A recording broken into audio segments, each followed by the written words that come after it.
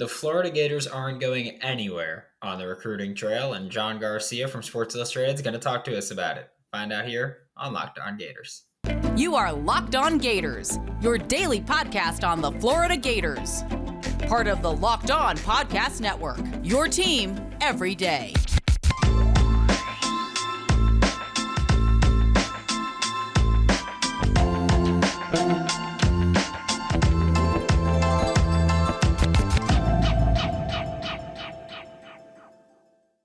Hello, welcome back to another episode of Locked On Gators, part of the Locked On Podcast Network, your team every day. Thanks for making Locked On Gators your first listen of the day. We are available daily and free wherever you listen to podcasts. I am Brandon Olson. Find me on Twitter at WNS_Brandon, as you can see on the bottom left of your screen.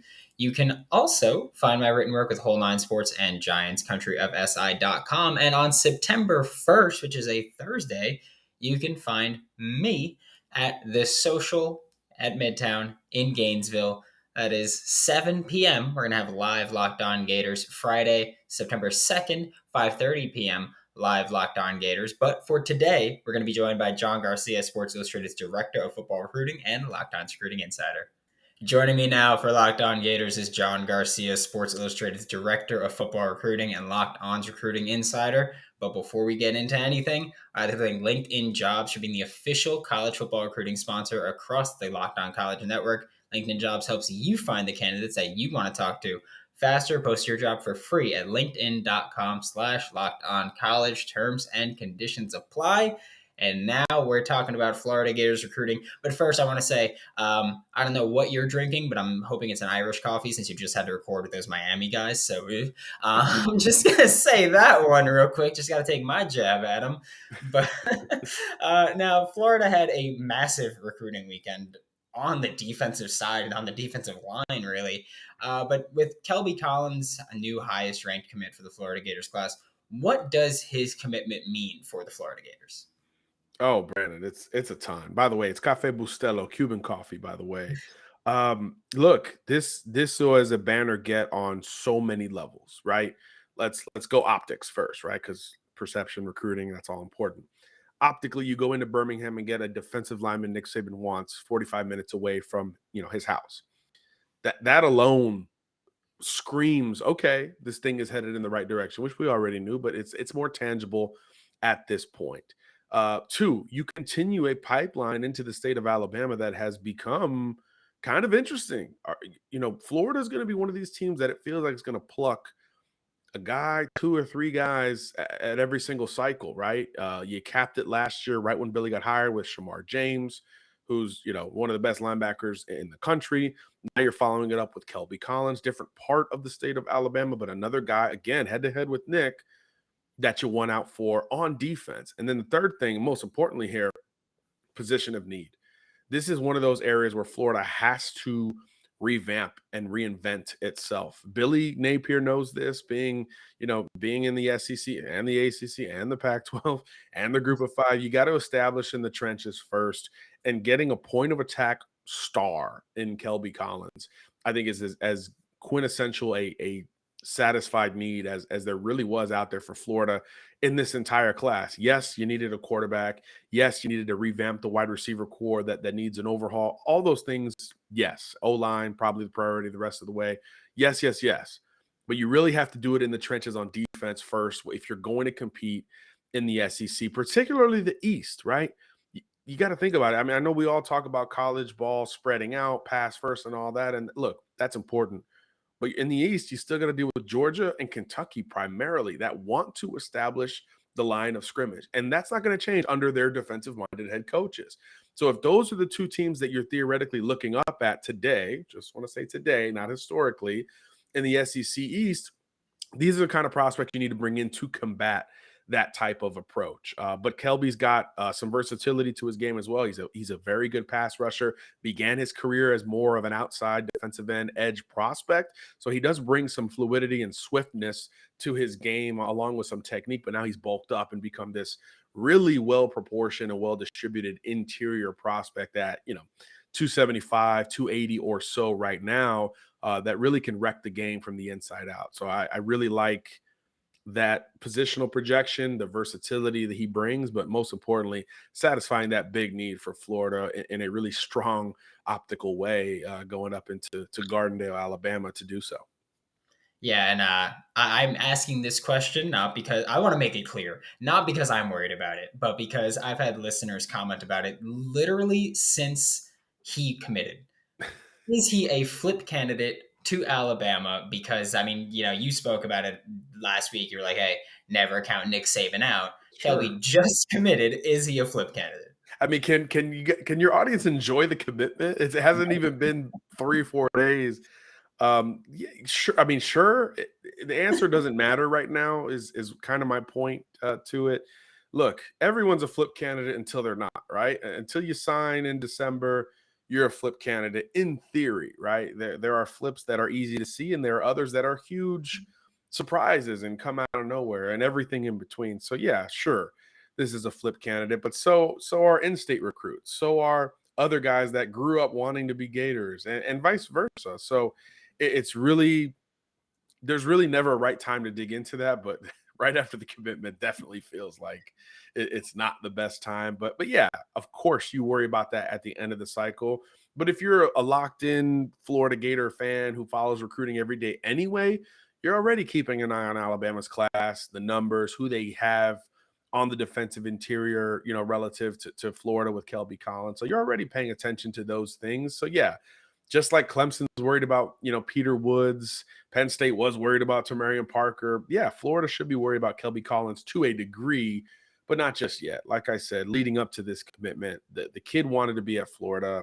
I think that was clear. Yes, his dad's a big Bama fan, and sure, there's a lot of in-state pressure for him to end up there. But again, I was told, in terms of just the kid's preference, just based on the visits, I was told Florida and South Carolina were probably the two schools most likely to grab him. So there was already a sense of going against the grain internally with this kid from the jump. This isn't your typical, I want to grow up playing in the Iron Bowl kid. Not that there's anything wrong with that, but this kid has always felt more against the grain, really from the jump. From the first time we met him as a freshman, you felt a little bit of outside the boxness, if that's a phrase, with Kelby Collins. And I think this is, part of that expectation coming true. And I do think he sticks to that in the end versus going back to Alabama. But yeah, it's always a possibility. I mean, business is business. Premium position players are premium position players, and obviously geography is geography, right? So yeah, you keep it on the back burner, but you certainly don't move it to the front anytime soon.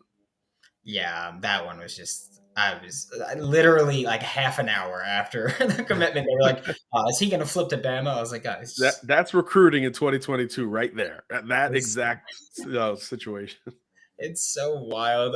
But then there's a surprise commitment on Saturday afternoon. Who I'm mad at him, by the way, because I was like, "Hey, I was not home and not able to go live, but I was like, if Will Norman specifically commits, I'm going live." I hit the road to come home. I get on the highway and he commits. So Will Norman from IMG committed to Florida. I mean, you said weeks ago, you're like, look, like this kid at IMG Media Day, he was wearing Gator shorts. He went to Friday Night Lights after that. He was giving other people tours. Like he was clearly someone who wanted to be a Gator, or at least was comfortable with the idea of being a Gator. And his commitment came kind of not out of nowhere, but he didn't have a scheduled commitment. What is it possible he was like, look, there's a lot of defensive line smoke right now for the Florida Gators. I should commit and secure my spot in this class before there's too many people. That's a great point. I do think, look, when you're an IMG kid and you're a multi-year IMG kid, you are well versed in the business of recruiting. And we all know that there are limited spots, finite spots for every school at every single position, even with big fish out there. So that could be something in terms of his timeline and in making that decision. But yeah, in terms of where he wanted to go, it's felt like Florida for such a long time. Again, at FNL, you'd have thought he was a commitment. I mean, he was doing more than Marcus Stokes, who was doing a lot on his own. So yeah, I do think that he's wanted to be a Gator for a long time. He allowed Tennessee and Arkansas to provide some due diligence and a counter to that Florida angle, but really this has been Florida's race to lose for some time. So it's still important that they did grab him. even though it was a surprise from a timeline perspective. And yeah, look, again, you need interior depth on defense. I mean, it's just, we'll say it probably for the next year. You just need that when you're trying to reestablish a culture that really wasn't about physicality. It was about a little bit more finesse. So when you're trying to rebrand in that regard, that's where it starts. So I do think that's an important part of this verbal commitment. He's a bit of a counter to Kelby Collins, who's this versatile outside in interior guy. I think Norman is more of a classic 3-tech inside out, wide lower body type of player who can win with leverage and free up some space for other pass rushers and or linebackers thereafter. Same thing he's been doing at IMG. He's going to be asked to do there at Florida. And that's another important part. That whole IMG curse stuff is really behind this Florida fan base at this point, but it's still big to get another IMG prospect on board. You've got one now on the O-line and the D-line simultaneously. Those are two great position groups to have some orange and blue represented within every day in those meetings and leading up to the season, where they'll be, one of the best teams in the country when all is said and done. So a bit of a surprise, but still important get for Florida, both positionally and certainly when it comes to that pipeline perspective with IMG Academy attached. And we're about to take a look at the Sunday commits because, like I said, it was a busy weekend. But first, a quick word from the National Highway Traffic Safety Administration. I said this yesterday. I like to think I'm an open book, and they sponsored kind of touches home with me because I lost a teammate of mine from high school in 2021. And yeah, because of this, it's drunk driving. So if you're hanging out with some friends and you're putting back a few drinks and a few becomes a few too many, as the evening comes to an end and people start heading home, you're like, do I need to call an Uber? Which you should, by the way. You're an idiot if you don't. And if you can't afford an Uber, you can't afford to go out drinking. I'll say that. So you're like, no, I live nearby. I could drive home. I can make it home fine. It's more than just you. If you can make it home fine, it's if people that are in your path can make it home fine. So no drinking, no driving, or no drinking and driving. We'll say the results are tragic and often deadly. That still doesn't stop idiots from doing it, but that's what they do. So don't drive, don't get behind the wheel when you're under the influence. Police officers are out there looking for impaired drivers on the roads to save lives, not just to be like, oh, I can hit my quota. No, they're trying to save lives out here. So drive sober or get pulled over. We're back with Locked On Gators. Joining me still is John Garcia, Sports Illustrated's Director of Football Recruiting and Locked On's Recruiting Insider. And we're talking about the Sunday commitments because, again, busy weekend. Florida, they kind of they had a strong end of July that last weekend. Then they took a weekend off from just having a bunch of commits. And then they were like, hey, right back at it. So Sunday saw Kamran James commit to the Florida Gators. Defensive lineman out of Olympia, like you mentioned last week, he's kind of a late riser. Does that kind of impact how his recruitment went in the sense of Florida going, look, we've got Will Norman, we've got Kelby Collins, we've got TJ Searcy, all guys who can contribute early on. Let's add someone, Kamran James, who maybe won't contribute early on, but can be a contributor down the line. What's the feel with him and his fit in this recruiting class? That's a really great point. Look, we know volumes are important in overhauling this defensive line front, but you need some variance. Exactly what I was going to say. You need some guys who not only skill set wise are a little bit different, but even the timeline for when they're going to jump in. I know we always talk about that at quarterback and certain positions where it's more glaring, but you need that at every single position. So there's really no risk in taking a flyer on a kid who the floor might not be great, but man, the ceiling could be phenomenal here before all is said and done. This is a kid who, yeah, maybe doesn't play early on, but you've got pass rushers in this class. Searcy, big fan of Isaiah Nixon. Like, you've got some pass rushers on board. You're in the mix for a few more that are still uncommitted. This is your stash player, right? In the NBA draft, you hear this international guy being called like they're like Giannis Antetokounmpo, and you're like, who the hell is that? And then 3 years from now, you're like, oh crap, that was him. This isn't quite that 1-to-1 ratio, but in terms of what he could be, and there is a basketball tie here because he plays it, that could be something down the line for Florida. Or he accelerates and goes crazy as a senior, and then he's ready to go day one, and then you look that much smarter anyway. But there was an urgency in this recruitment to jump in, right? Georgia jumped in, Alabama, Auburn, Tennessee. This became an all SEC battle almost overnight this spring. So I think for him to commit this early was really big for Florida, because if he kept playing and kept getting eyeballs on him, it was only going to lead to more opportunities. Do the Texas schools get involved? What about Oregon, the West Coast? And it becomes this huge Ohio State, and it becomes this huge national deal that's just much harder to win. But identifying him early, pushing early, really through the spring months and getting a bunch of visits out of it, created almost an insurmountable lead for the Gators in this recruitment. And it was very timely because he didn't really get to explore the entire country. I think he went to Georgia twice, maybe Auburn once, and that was kind of it. So I do think that was advantageous for Florida, and a little bit lucky. And now he wants to commit early and kind of be done with the process. And I think that's really great for the Gators. Another win in Orlando, which is really important. That's becoming – and Tampa and Orlando like do this where they fluctuate between one another. And this year it feels like Orlando has more juice than Tampa. So to win a lot of these battles and continue to contend for some others, I think is really important for Florida. That has to be your metro if you're a Gators fan. Doesn't mean you win them all. You're not, Malik Bryant, Derek LeBlanc. I mean, we'll see on that one. But you've got to win most of the big ones. And I think when you start to look at this entire crop, you go Mizell, Castell, now Kamran James, you start to be like, okay, like Florida's doing Jakeem Jackson, who we love. Now you're like, okay, Florida's doing really well in Orlando. We knew about Duval.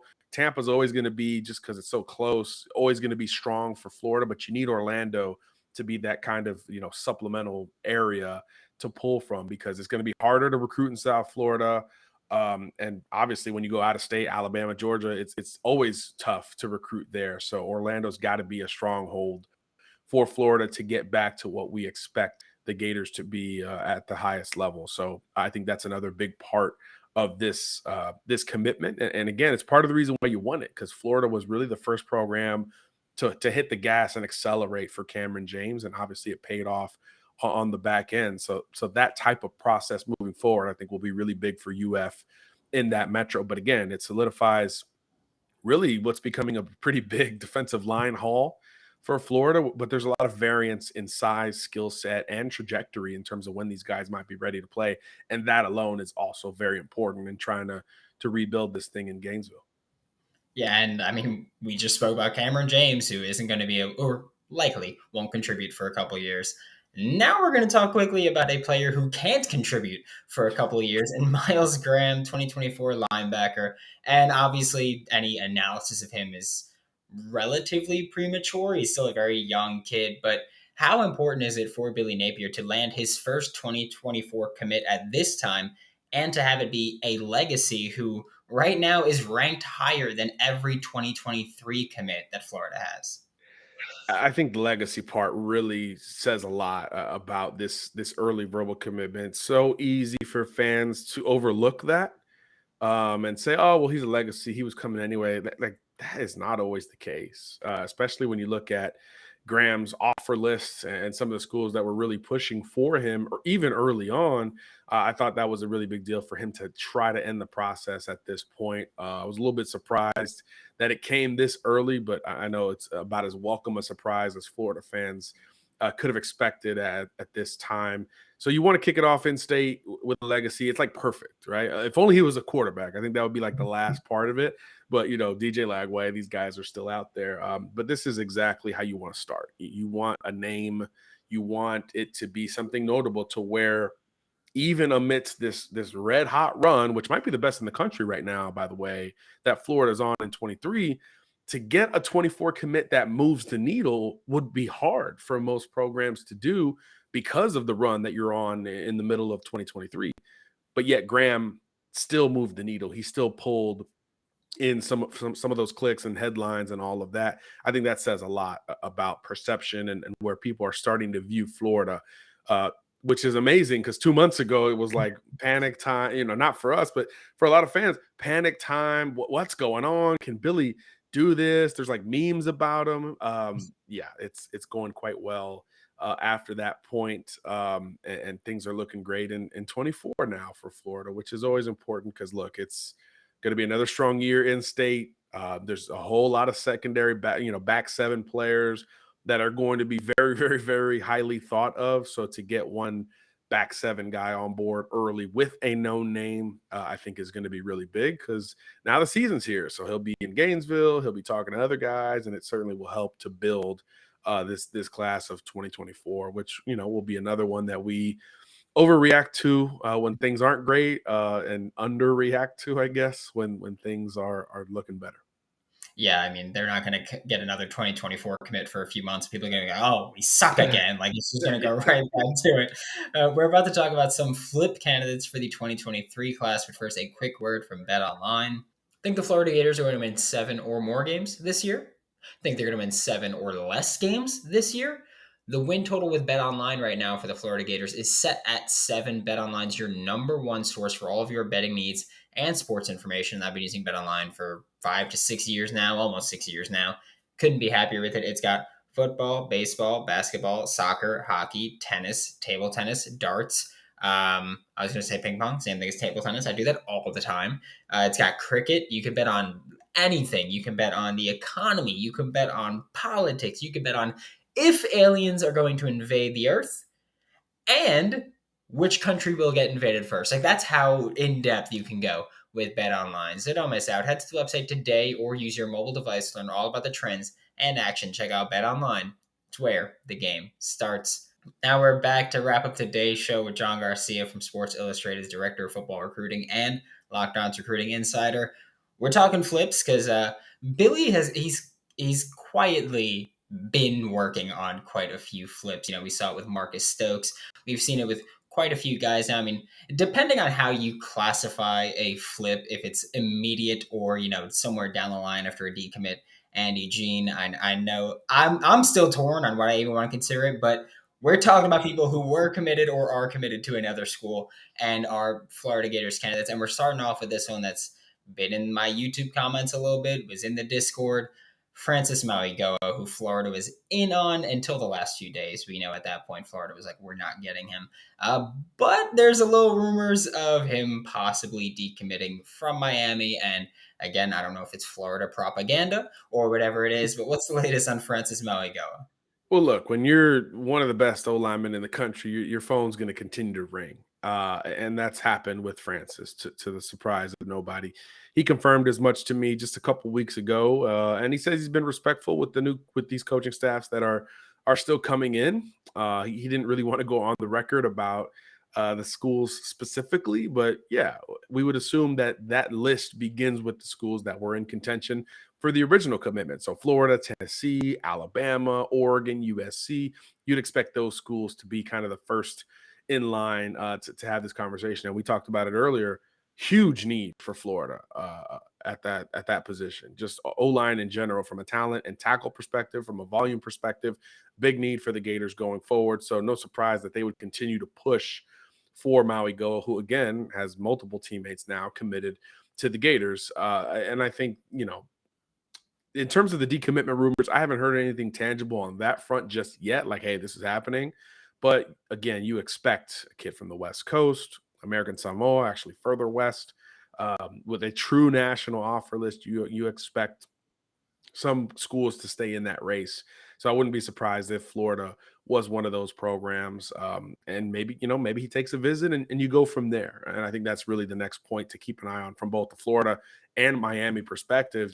Does he get out on some visits? He's at IMG, where it's sometimes tough to do that. So don't get distracted if early on he doesn't, right? They play a national schedule, flying all over the country. So it's hard for those guys sometimes to make visits, but you've got bye weeks. You've got a few local games as well where they can go in state and check out maybe some Gators, some Canes, some Seminole games at that point. So it will be interesting to keep an eye on that front with Mauigoa, especially again now with 2 commitments headed to UF in the trenches. So I think that will be quite fascinating, and we'll just kind of further this Miami versus Florida narrative, the whole IMG narrative. It's really fascinating to keep an eye on. But look, him and Samuel and Pemba are the big fish in this class of 23 at IMG, and both Miami and Florida want both of them simultaneously, and everything in between. So that will be fascinating to track basically all the way through.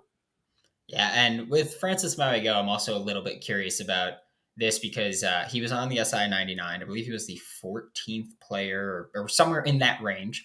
But he's listed as an interior offensive lineman. So is he one of those guys where we talk about him as a high school offensive tackle, where we see it with the NFL draft all the time? This guy played tackle in college. He's going to be a guard in the NFL. Is that what we're looking at with Francis Mauigoa potentially?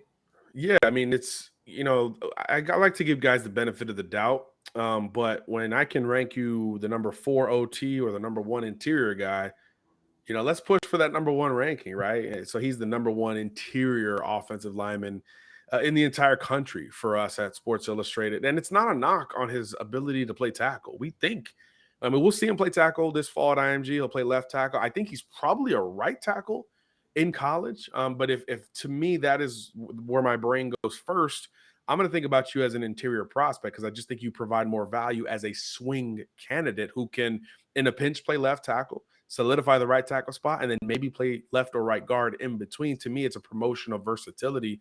And with Mauigoa, he's not 6'6" with the longest arms in the country, like a Samson Okunlola or one of these other guys. So I just think when you start stacking them up, Caden Proctor, some of these other longer prospects, he just has a bit more classical fit as a right tackle or interior prospect. And again, it's not a knock. It's actually an indication of his athleticism, his footwork, his mobility to get to the second level. He's a great pull and attack player. Those things just push you more towards an inside interior projection. And look, those guys go top 10 in the draft too. So it's not a huge knock, but for us, we feel like compared to the other top tackles in the country, he's a little bit more physically suited to play on the right side or on the interior down the line. And he hasn't cursed me out yet for ranking him as an interior guy. So we'll keep him at bay in that regard. Yeah, no, interior offensive line, not a bad thing. I mean, Sure. Quentin Nelson got drafted incredibly early just a few years ago. Yep. And I mean, Florida's best offensive lineman is Osiris Torrance. He's a guard. So we're cool with interior offensive lineman here. Does any line help? But there's another, again, I don't know how you want to classify him as a flip, but Dijon Johnson is who Florida's been kind of leading on since July 30th, I believe it was when he decommitted from Ohio State. What's the latest on Dijon and his recruitment status?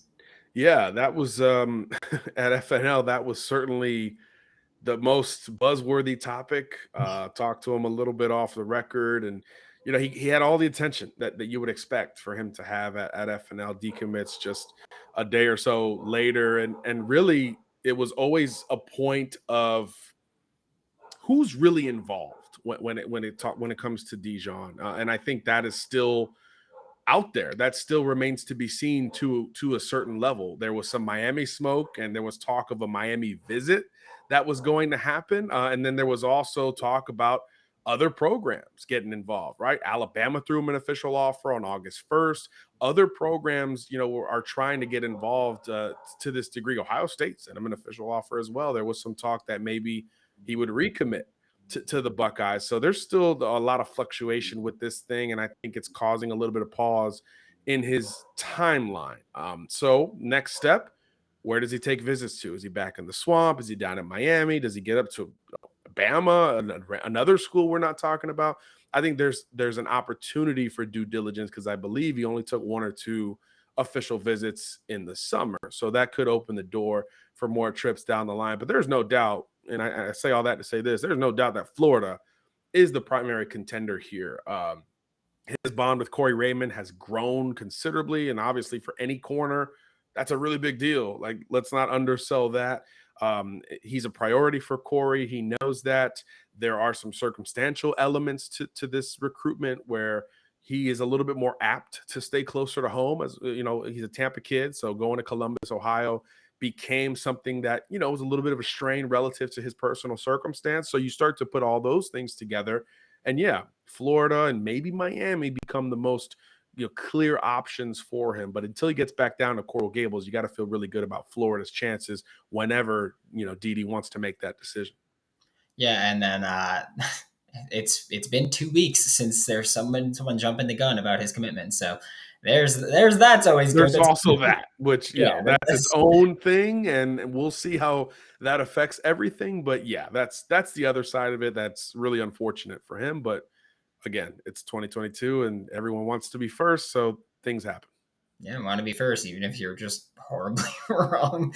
But there's one more guy to talk about, another former Big Ten commit, someone where I don't know if Billy Napier has a personal issue with James Franklin and Penn State, but Tamarion Parker has decommitted from Penn State. Florida is kind of the team that was always with him. They took Marcus Stokes from Penn State, Trayon Webb told Wilt Fong, he's like, yeah, I'm going to commit to Penn State. And then he didn't, and he came to Florida. So I don't know if it's a personal vendetta, but what's the latest on Tamarion Parker? Yeah, Trayon's pretty media savvy at this point. There's some troll in his game, and I respect that part, especially relative to that prediction module that they got going on over there.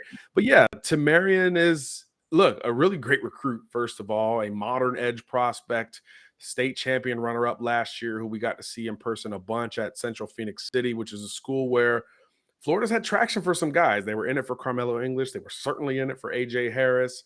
So there's a sense that Florida can get back in it with Tamarion Parker, who, admittedly he popped early. It was a surprise when he picked Penn State because Auburn was involved, Georgia, Florida. A lot of schools kind of locally and semi-locally were fighting for this kid, and then boom, Penn State loved the official, got him on the commitment list, which was great, but there was a sense there that, hey, this thing's going to continue on, especially with some of the other edge dominoes falling the way they have in this class of 23. So now the approach shifts way back to SEC country. And yeah, Florida's going to be at the forefront of it.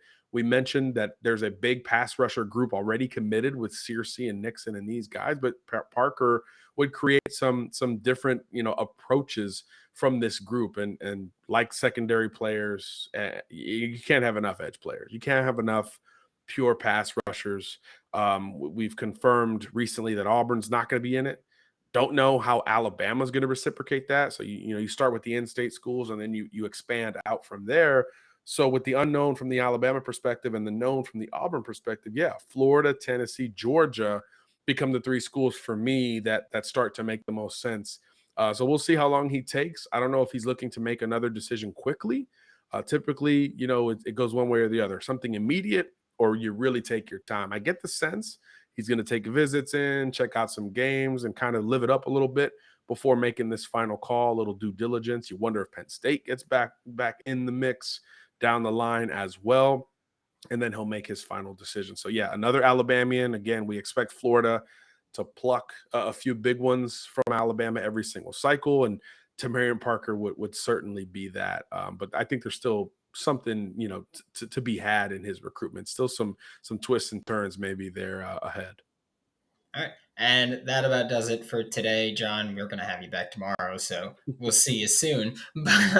This is John Garcia, Sports Illustrated's Director of Football Recruiting, Locked On's Recruiting Insider. Find him on Twitter at JohnGarcia_JR, and find him all across the Locked On College channel, except Locked On Canes. Don't check them out. Thanks for making Locked On Gators your first listen of the day every day. We are available daily and free wherever you listen to podcasts. We'll be back tomorrow with more John Garcia. And if you haven't checked the community tab, and if you're not in the Discord server, which by the way, link is down below, join it. And I'm taking names. Whoever wants a recruit talked about, we will try to get to that recruit tomorrow with John Garcia. Make your second listen Locked On SEC, hosted by Chris Gordy of Sports 790. Get the best coverage for the best conference, including the best university, University of Florida, right there. And for Locked On Gators, I'm Brandon Olson. Don't forget to follow me on Twitter at WNS_Brandon. Find all my written work with Whole Nine Sports. That is WHOLENINE Sports. Find video work coming out today with Whole Nine Sports and more written work with Giants Country of SI.com. And I'll see you all tomorrow.